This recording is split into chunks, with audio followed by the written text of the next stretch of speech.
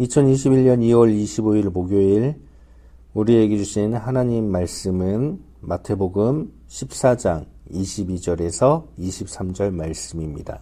예수께서 즉시 제자들을 재촉하사 자기가 무리를 보내는 동안에 배를 타고 앞서 건너편으로 가게 하시고 무리를 보내신 후에 기도하러 따로 산에 올라가시니라.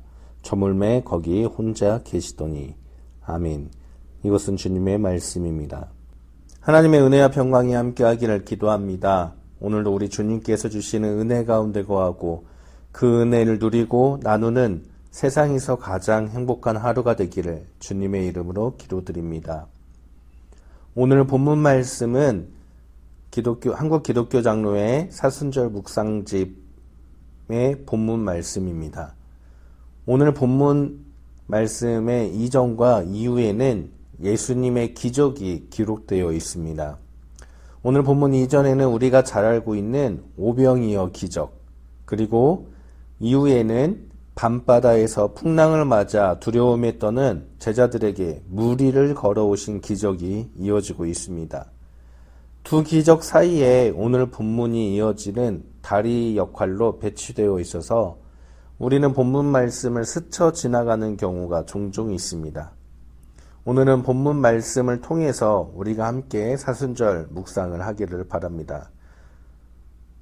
오병이어 기적을 일으켜서 남자만 5,000명을 먹이신 예수님은 날이 저물게 되자 즉시 제자들을 재촉하여 배를 타고 앞서 건너편으로 가게 하십니다.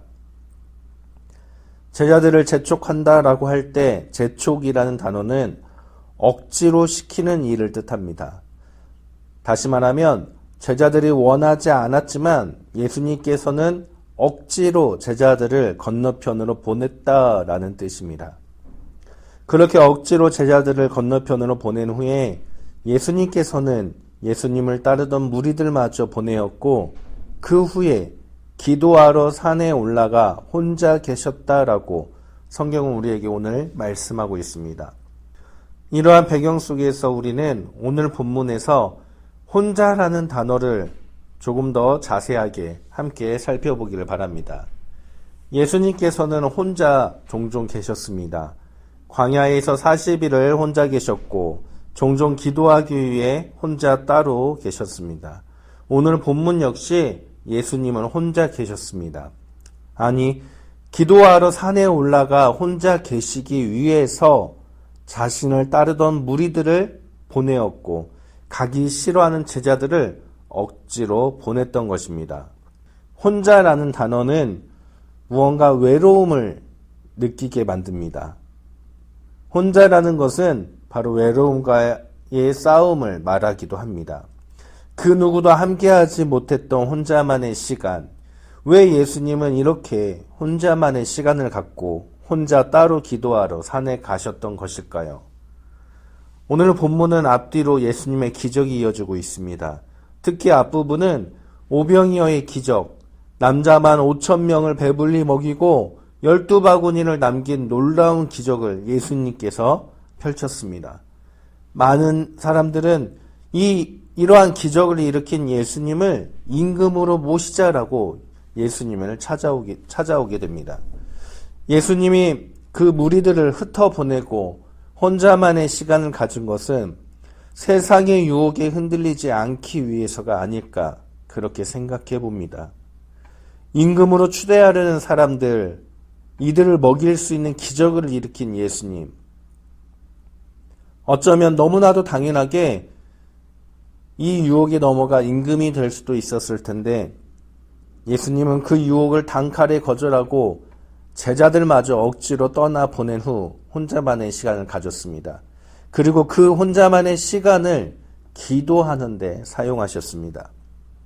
결국 무리를 해산시키시고 예수님이 혼자 시간을 갖고 그 시간을 기도하는 데 사용한 이유는 이러한 유혹에 넘어가지 않기 위해서, 바꿔 말하면 하나님의 음성을 듣고 주님의 뜻을 듣는데 더 집중하기 위해서 혼자만의 시간을 가졌다라는 뜻입니다. 하나님과의 거룩한 시간, 주님의 뜻에 집중하여 이 땅에서 하나님 나라의 일을 이루어가기 위해 주님께서는 혼자만의 시간을 가졌다라는 뜻입니다. 하나님의 아들이신 예수님마저도 이 땅에서 주님의 나라와 주님의 뜻을 이루기 위한 과정 속에서 많은 유혹이 있었고 그 유혹들을 이기기 위해서 하나님의 뜻에 더 집중하고 하나님께 더 집중하며 하나님과의 시간을 가지면서 그 유혹을 이기기 위해 세상과 단절하여 혼자만의 시간을 가졌다라는 뜻입니다. 그렇다면 우리의 삶은 어떻습니까? 우리 역시 하나님의 뜻을 이루기 위해서 주님의 나라를 만들기 위해 보냄받은 사람들입니다. 그러면 우리는 주님의 뜻을 이루는데 집중하며 그렇게 살아가고 있습니까?